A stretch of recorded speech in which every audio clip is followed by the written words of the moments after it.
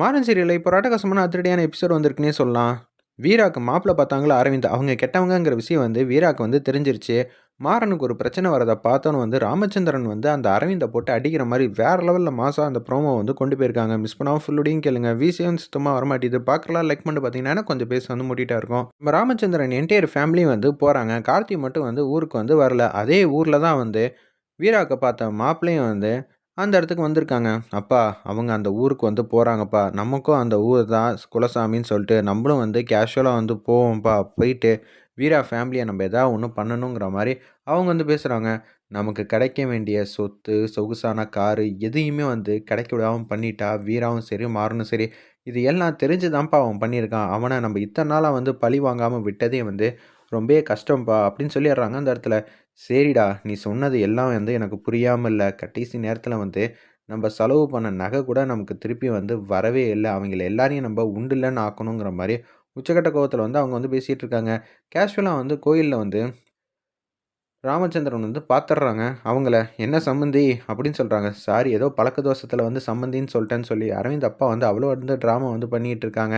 "நான் உங்கள எப்படி சந்திச்சு பேசுவேன்னே தெரியல. நீங்க சகஜமா பேசுறீங்க. என் பையன் பண்ணதெல்லாம் தப்பு தான். மன்னிச்சிருங்க. அரவிந்துக்கு கல்யாணம் ஆயிடுச்சா? இல்ல சொல்லுங்க. நம்ப சொந்தக்கார பொண்ணுலயே ஏகப்பட்ட பேர் இருக்காங்க.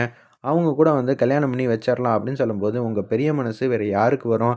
அதெல்லாம் எந்த பிரச்சனையும் இல்ல. இப்போதைக்கு அவன் கல்யாணம் வேணாங்கிற மாரி முடிவுல இருக்காங்கிற மாரி சொல்றாங்க அந்த இடத்துல நம்ப அரவிந்தோட அப்பா.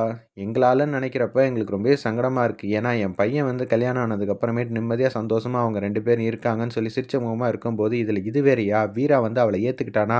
அதான்ப்பா பழி வாங்கணுங்கிற எண்ணம் இன்னமும் அதிகமா வந்திருக்குங்கிற மாரி யோசிச்சுட்டு இருக்கிறப்ப, ஊர்ல திருவிழா வச்சிருக்காங்க. அதுக்கேத்த மாரி போட்டிலலாம் நம்பளும் கலந்துக்கணும்ப்பா" அப்படின்னு சொல்லி அரவிந்த் ஃபேமிலி யோசிக்கும்போது, "வீரா, என்ன நீ தனியாவே போயிட்டுருக்க? வா, நம்பளும் போட்டியில கலந்துக்கலாம்." "டேய், அரவிந்த் முன்னாடி என்னால எப்புட்றா போய் நிக்க முடியும்?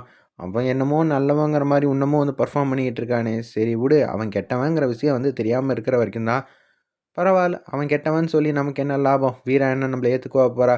வீரா, போட்டின்னு வந்துட்டா களம் இறங்கணும். நம்ம குடும்பத்துக்கும், அவங்க குடும்பத்துக்கும் போட்டி. வா, கயிறு இழுக்கிற போட்டியில கலந்துக்கலான்னு சொல்லி அந்த இடத்துல யோசிக்கிறாங்க. உடனே கயிறு இழுக்கிற போட்டியில 2 பேர் இந்த பக்கம், அந்த பக்கம் மாறி மாறி இழுக்குறாங்க.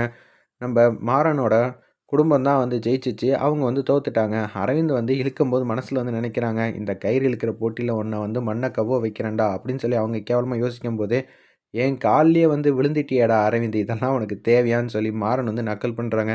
"தெரிஞ்சோ தெரியாமலோ நான் உன்ன மன்னிச்சு விட்டுட்டேன். நீ பண்ண தப்பெல்லாம் யாருக்கும் தெரியாது. மரியாதையா சொல்றேன். அந்த பொண்ண கல்யாணம் பண்ணிட்டு நீ வாழ வேண்டிய வாழ்க்கைய பாரு. இல்லன்னு வச்சுக்கயேன், அப்புறம் என் லைன்ல குறுக்க வந்தன்னா அவ்வளோதாங்கிற" மாரி மாறன் மாஸ் பண்றாங்க. அன்னைக்கு நைட்டு குறி சொல்றதுக்காக ஏகப்பட்ட பேர்லாம் வரப்போறாங்க. "ராமச்சந்திரா, நீ தான் நம்ம குடும்பத்தோட பெரிய தலைக்கட்டு. நீங்க குறி கேளுங்க. அப்பதான் நல்லா இருக்குங்கிற" மாரி நம்ப வீராவோட ஃபேமிலி எல்லார்ட்டயும் பேசிட்டு இருக்காங்க. அந்த இடத்துல சரிங்க, வந்துட்டா போச்சு. அதுக்கு முன்னாடி பொங்கல்லாம் வைக்கணும்ல. அந்த ஃபங்ஷன் களைகட்டும். நல்ல நேரம் பார்த்து உங்களுக்கு தான் தெரியுமே அப்படின்னு சொல்லும்போது, வள்ளியம்மா எல்லாம் பார்த்துக்கங்கன்னோனே, பொங்கல் வைக்கிறதுக்காக வீரா, மாறன் எல்லாரும் ஜோடி ஜோடியா பொங்கல் வைக்கிறாங்க. இந்த பக்கம் கண்மணி, ராகவனும் பொங்கல் வச்சுக்கிட்டு இருக்காங்க. அடுத்த வாட்டி கார்த்தியும் அவன் மனைவியும் சேர்ந்து இங்க பொங்கல் வச்சா ரொம்பவே சூப்பரா இருக்கும்ல அப்படின்னு சொல்லி யோசிச்சுட்டு இருக்காங்க அந்த இடத்துல. ராமச்சந்திரன் திங்க் பண்ணிட்டு இருக்காங்க. "பாத்தியாப்பா, அவங்க எல்லாம் ஜோடி ஜோடியா பொங்கல் வைக்கிறாங்க. இத என்னால ஜீரணிக்கவே முடியல. டேய், நைட்டு வரட்டும்டா. பொறுடா, எதுவா இருந்தாலும் பார்த்துக்கலாம்ன்னு" அவங்க அப்பா பேசுறாங்க. ஏகப்பட்ட பேர கூட்டிட்டு வந்திருக்காங்க போல இருக்கு அந்த இடத்துல. நைட்டு குறி சொல்றதுக்காக கற்பகசாமி இன்னும் கொஞ்சம் நேரத்துல வரப்போறாங்க போல இருக்கு. அப்படியே டான்ஸ் ஆடிக்கிட்டே இருக்காங்க. "ராமச்சந்திரா, உனக்கு வந்த மருமக ஒண்ணு காக்க வந்தவ.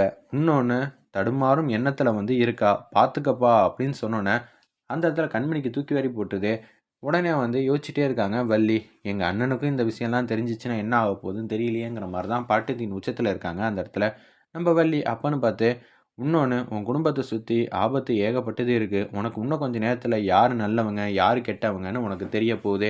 உன் பையன் மேல நீ எவ்வளோ அளவு கடந்த பாசம் வச்சிருக்கன்னு எல்லாருக்கும் புரிய வேண்டிய வேண்டிய நேரம் வந்துருச்சுப்பா" அப்படின்னு சொல்லி அந்த கற்பனசாமி சொல்லிட்டு அங்கேருந்து போறாங்க. "உன் குடும்பத்துக்கு என்னைக்குமே நான் எவ்வளோ பெரிய ஆபத்து வந்தாலும் நான் உறுதுணையா நின்னு எல்லாரையும் ஓட ஓட விடுவேங்கிற மாரி சூப்பரா பேசுறாங்க அந்த இடத்துல கற்பனசாமி. தனியா மாறன் மாட்டிக்கிட்டாங்க போல இருக்கு. அவங்கள டிஷும் டிஷும் பண்ணி மரத்துல கட்டி வச்சிருக்காங்க. ஒரு பக்கம் வீராவ எதார்த்தமா பார்க்குறாங்க அரவிந்த். "என்னாச்சு? இல்ல இவ்வளோ நேரம் இங்க தான் மாறன் இருந்தான்" அப்படின்னு சொல்லும்போது, வீராவ தனியா கூட்டிட்டு வராங்க. அந்த இடத்துல 4, 5 பேர் இருக்காங்க. இருந்தோனே, என்னடா என்னடா பிரச்சனை பண்ண வந்திருக்கீங்கன்னு அரவிந்த் வந்து நல்ல ஒரு மாரி நடிக்கிறாப்புல. ஆப்போசிட்ல வந்து மாறன வந்து கட்டி போட்டு வச்சிருக்காங்க. உடனே அவங்க எல்லாரும் வந்து சிரிக்கிறாங்க. "ஏம்மா எங்கள வந்து இது மாரி தடுக்கணும்னு சொல்றியே! எங்கள கூட்டிட்டு வந்ததே அவர் தான்" அப்படின்னு சொன்னோனே, "அரவிந்த் நீ தான் இது எல்லாத்துக்கும் காரணமா? தேவையில்லாம பிரச்சனை பண்ணாத." "டேய் நான் எவ்வளோ பெரிய ஆள் தெரியுமா? நான் ஏற்கனவே வந்து ஒரு வாழ்க்கை வந்து எனக்கு இருக்கு.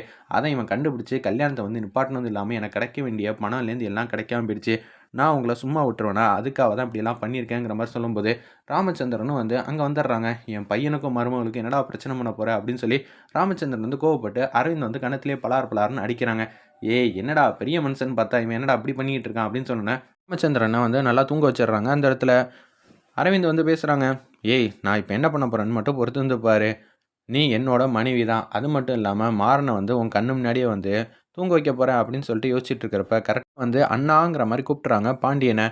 உடனே வந்து ஒருத்தர் வந்து டிஷிம் டிஷிம் சண்ட போடுறாங்க. "நீ யார்றா? நான் வந்து சரவணன்னு நெனச்சியா? நான் வந்து பாண்டியன்டா" அப்படின்னு சொல்லும்போது, என் மாப்பிள்ளைக்கும், என் தங்கச்சிக்கும் எந்த பிரச்சனையும் வராம நான் பார்த்துப்பேன்னு சொல்லி அவங்க அதிரடியா களத்துல வந்து இறங்குறாங்க.